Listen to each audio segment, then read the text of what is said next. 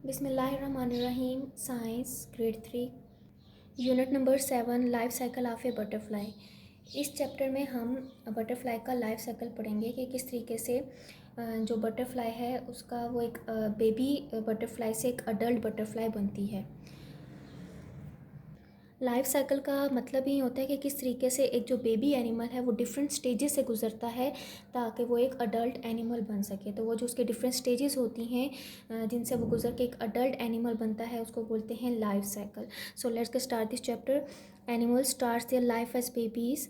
जितने भी जानवर हैं वो अपनी लाइफ कहाँ से स्टार्ट करते हैं? बेबीज़ से। सबसे पहले क्या होता है कि वो छोटे होते हैं, बेबीज़ के फॉर्म में होते हैं, फिर वो खाना खाते हैं, ग्रो करते हैं। तो वो क्या होता है, वक्त के साथ साथ जब ग्रो करते हैं तो वो क्या बन जाते हैं? बेबी से अडल्ट एनिमल बन जाते हैं। सम लेज एग्स, कुछ जानवर क्या करते हैं? अंडे देते हैं। एंड सम गिव्स बर्थ, और कुछ अपने ही जैसे ऑफस्प्रिंग को या बेबी एनिमल्स को क्या करते हैं? प्रोड्यूस करते हैं। The animals which starts it's life from an egg, वो एनिमल्स या वो जानवर जिनकी लाइफ कहाँ से स्टार्ट होती है? फ्रॉम एन एग से। जो एनिमल्स, ये बात अब किन जानवरों की हो रही है? जो अंडे देते हैं, ठीक है। वो एनिमल्स जिनकी लाइफ कहाँ से स्टार्ट होती है? फ्रॉम एन एग, ठीक है। एग से जिनकी लाइफ स्टार्ट होती है, must pass through a series of the stages, वो डिफरेंट स्टेजेस से गुजरेंगे ताकि वो एक अडल्ट एनिमल बन सके, तो उसको बोलते हैं life cycle. Some examples are the frog, butterfly, toad, fish etcetera. ये सम एग्जांपल्स हैं जिसमें बटरफ्लाई आ जाती हैं, फ्रॉग आ सकती हैं, टोड एंड फिश हैं। ये डिफरेंट स्टेजेस से गुजरती हैं क्योंकि ये एनिमल्स एग्स को क्या करते हैं? एग्स ले करते हैं और फिर इनमें से बेबी एनिमल निकलता है। वो डिफरेंट स्टेजेस से गुजरता है ताकि वो अपने पेरेंट की कॉपी बन सके। तो वो डिफरेंट स्टेजेस से गुजरना क्या कहलाता है? लाइफ साइकिल कहलाता है। तो इस चैप्टर में हम लाइफ साइकिल किसका पढ़ेंगे? बटरफ्लाई का पढ़ेंगे। A butterfly goes through 4 stages in its life. Butterfly कितनी स्टेजेस से गुजरती है? एक 4 स्टेजेस से गुजरती है, ठीक है, ताकि वो एक बेबी ऑफस्प्रिंग बेबी एनिमल से एक अडल्ट बटरफ्लाई बन सके। तो कितनी स्टेजेस हैं? 4 स्टेजेस हैं। Let's find out the changes in a butterfly's life from an egg to an adult. अब हम इसमें देखेंगे कि बटरफ्लाई में कितनी चेंजेस आती हैं जब वो एक एग से एक अडल्ट, मतलब एग जब हैच होता है तो उसमें से कैटरपिलर निकलता है, ठीक है। तो कैटरपिलर से एक अडल्ट बटरफ्लाई बनने तक कितनी स्टेजेस से बटरफ्लाई गुजरती है और उसकी बॉडी में क्या क्या चेंजिंग आती हैं वो हम पढ़ेंगे। तो फर्स्ट वन क्या है? एग और ओवम। एग भी कह सकते हैं और ओवम भी कह सकते हैं। Eggs are the first stage in a butterfly's life cycle. Butterfly की जो लाइफ साइकिल है उसमें फर्स्ट स्टेज क्या है कि बटरफ्लाई एग ले करती है। They are filled with a liquid rich in nutrients. अब वो एग क्या है? एग में वो सब न्यूट्रेंट्स होते हैं जिसमें वो एग के अंदर जो होगा बेबी, जिसको हम कैटरपिलर भी कह सकते हैं, वो न्यूट्रेंट्स एग क्या करता है? उसको प्रोवाइड करता है ताकि वो उसमें से न्यूट्रेंट्स लेके वो ग्रो कर सके। Which the developing caterpillar uses for its growth. वही बात कि जिसमें से वो सेग में सारे न्यूट्रिएंट्स प्रेजेंट होते हैं जो इसमें जो बेबी कैटरपिलर होता है वो अपनी ग्रोथ के लिए उन न्यूट्रिएंट्स को यूज़ करता है। The eggs are usually laid under a leaf and are glued. अब ये एग्स कहाँ दिए जाते हैं? ये बटरफ्लाई कहाँ देती है? एग लीफ में एग देती है और ये थोड़े स्टिकी होती हैं, ये गिर नहीं सकते हैं लीव्स में से। Are glued so hard so birds don't find them and they can't fall. वही बात के इतने स्टिकी होते हैं कि ये क्या होंगे? नीचे नहीं गिर सकते और ये अंडर द लीफ वो क्या करती हैं? मतलब लीफ के अंडर पार्ट पे वो एग को ले करती हैं ताकि बर्ड्स उनको ना देख सकें और वो ज़ाया ना हो सकें और ना ही वो गिर सकें। आफ्टर 2 to 3 वीक्स, 2 या 3 हफ्तों के बाद, a larva hatches out of an egg. उन एग में से क्या होता है? लार्वा हैच होता है, जिसको हम, मतलब लार्वा निकलता है जिसको हम कैटरपिलर भी कहते हैं। लार्वा और ए caterpillar. A caterpillar is a small consumer that uses its strong jaws to chew leaves and grow quickly. अब जो इन एग से हैच होता है हम इसको लार्वा भी कहते हैं और कैटरपिलर भी कहते हैं। तो अब कैटरपिलर क्या है? वो जब इन एग से हैच होता है तो वो क्या है? अपनी फूड कैसे लेता है? वो लीव से अपनी फूड को लेता है। वो जब तक ग्रो करता जाएगा तब तक वो तब तक लगातार कॉन्टीन्यूसली लीफ को खाता रहता है। The skin of the caterpillar is not flexible. अब जो कैटरपिलर की जो स्किन है वो फ्लेक्सिबल नहीं होती, अपनी स्किन को चेंज करता रहता है। जैसे जैसे वो खाना खाता है उसकी स्किन क्या होती रहती है? वो चेंज होती रहती है। तकरीबन 3 या 4 दफ़ा ये अपनी स्किन को चेंज कर लेता है। As it seeds the caterpillar skins get tighter and then ruptures, finally a new skin appears underneath. यही बात कि जब कैटरपिलर जैसे ही एग से हैच होता है तो वो कॉन्टीन्यूसली लीफ को अपनी खुराक बनाता है और वो खाता जाता है, और इस तरीके से उसकी जो स्किन है वो अपनी स्किन को भी ऊपर से उतारता रहता है। Each caterpillar changes skin 4 times before it is fully grown. जब तक कैटरपिलर अपने आप को फुली तौर पर ग्रो नहीं कर देता तब तक वो कॉन्टीन्यूसली लीफ को खाता रहता है, और उस दौरान वो 3 से 4 दफ़ा अपनी स्किन को उतार देता है और उसकी न्यू स्किन अंदर से निकल आती है। As its fully grown stage it is almost 2 inches long. जब ये फुली ग्रो हो जाता है तो तब उसकी जो लेंथ होती है कैटरपिलर की वो कितनी होती है, 2 इंच लॉन्ग होती है। प्यूपा और chrysalis. A fully grown caterpillar turns into a pupa or chrysalis when its skins get harder and turns into a shell. The chrysalis cannot move, but many changes occurs internally. For example, eyes, wings and antenna starts to develop. अब pupa और chrysalis क्या है कि जब caterpillar fully grow हो जाता है, 2 inch long हो जाता है, तो तब वो क्या करता है, तब वो खाना अपना बंद कर देता है, वो मज़ीद खाना नहीं खाता है। तो उस दौरान वो अपने इर्द गिर्द एक लेयर बना देता है, एक आउटर कवरिंग बना देता है। वो जो आउटर कवरिंग बनाता है जो उसको प्रोटेक्ट करती है उसको बोलते हैं क्रिसलिस। अब जब वो फुली ग्रोन हो जाता है कैटरपिलर, फिर वो खाना उसके बाद नहीं खाता है।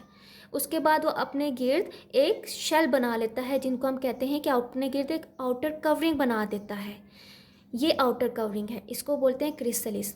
अब इस स्टेज को बोलते हैं, इसके अंदर जो अब कैटरपिलर है, अब हम उसको कैटरपिलर नहीं बोलेंगे बल्कि क्या बोलेंगे, प्यूपा बोलेंगे।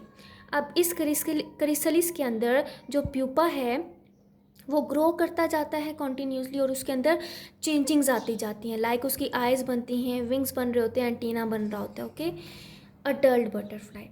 After 2 weeks the adult butterfly comes out from the chrysalis. Its wings are soft and wet. The adult butterfly slowly unfold its wings to dry.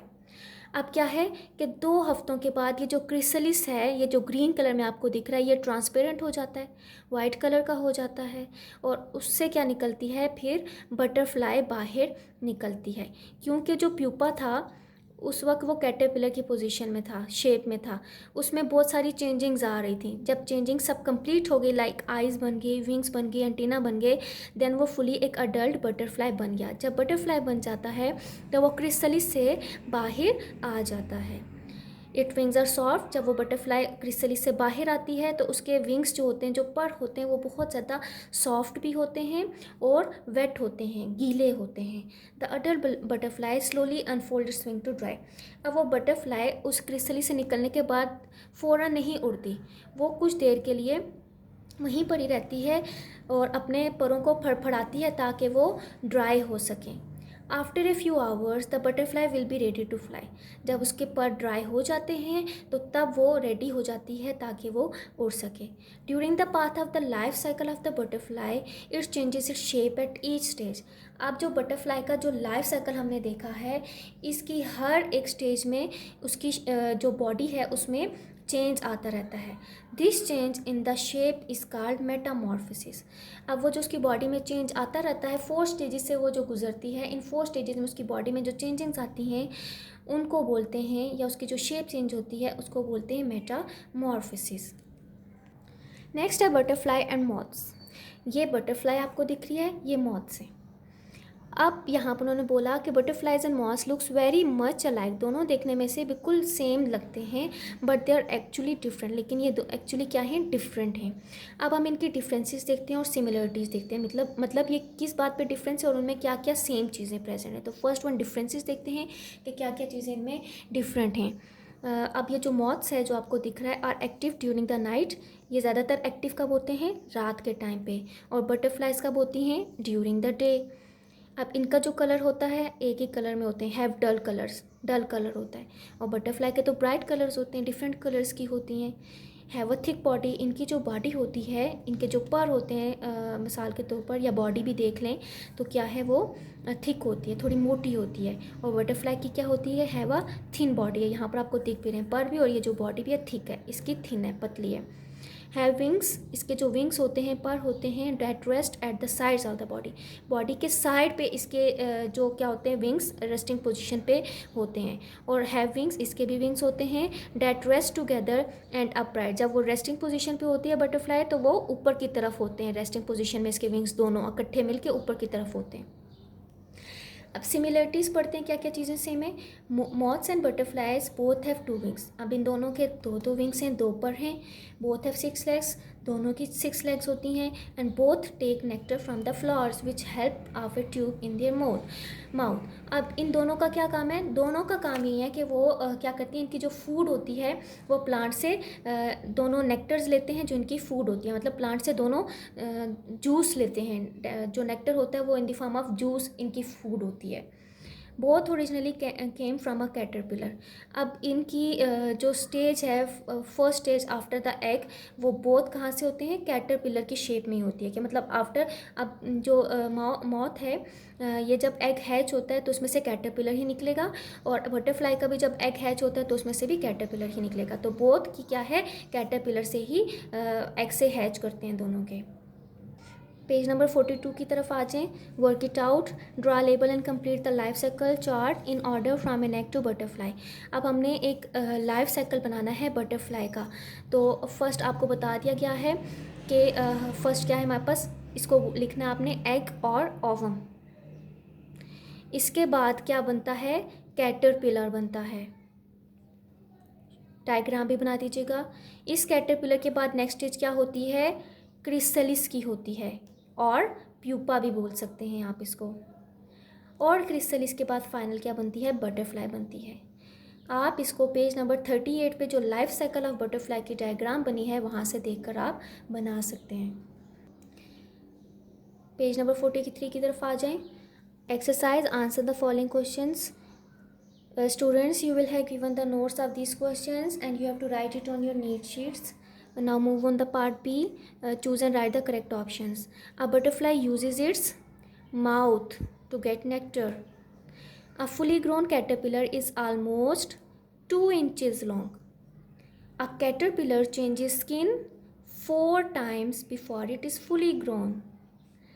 At the third stage of its life cycle, a butterfly turns into a pupa. Now move on the page number 44. Draw and paste a picture of a caterpillar and a butterfly and write how a caterpillar is different from an adult butterfly. Write any 3 differences. अब आपको 1 block पे caterpillar की picture बनानी है और second पे आपने butterfly को बनाना है। आप इनके 3 डिफरेंस लिखने हैं कि बटरफ्लाई और कैटरपिलर में क्या डिफरेंस है। तो फर्स्ट पे आप लिखिएगा, जो फर्स्ट पॉइंट बना हुआ है पहली लाइन पे, caterpillar is the early stage of butterfly. इसकी नीचे लाइन पे आप लिखिएगा, फर्स्ट पॉइंट की सेकंड लाइन पे लिखिएगा, butterfly is a flying insect. Second point पे आ जाएं, फिर कैटरपिलर पे लिखें, caterpillar feeds, FWDS feeds on solid food. Butterfly feeds on liquid food like nectar, NECTOR, nectar. Now move on the last point, third point. Caterpillar has no wings. Butterfly has wings for flying. Students, I hope you have got all the concepts well. Stay home, stay safe. Allah Hafiz.